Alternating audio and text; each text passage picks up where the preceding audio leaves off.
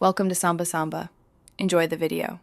You start by confirming prerequisites, permission, and a foreground service.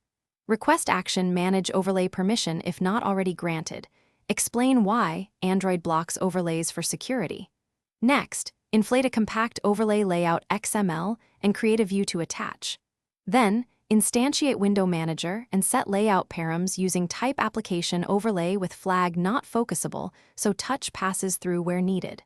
Once done, add the view to Window Manager. You're now ready to implement movement and interaction handlers. Now you implement interaction.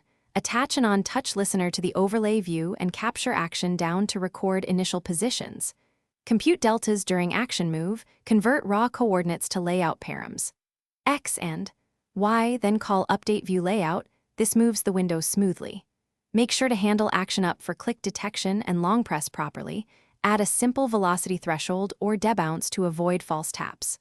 Also, adapt measurements to screen density and use display metrics so movement feels natural across devices. Finish by cleaning up. Remove the overlay view and stop your foreground service in on destroy to prevent leaks. Make a persistent notification while the service runs because Android expects foreground work to be visible. Once done, test configuration changes like rotation and multi-window. Save state if needed.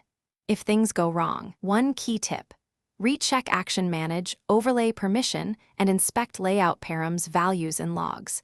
Many failures stem from using the wrong type or missing permission on newer Android releases. Thanks for watching. Consider subscribing if we helped you.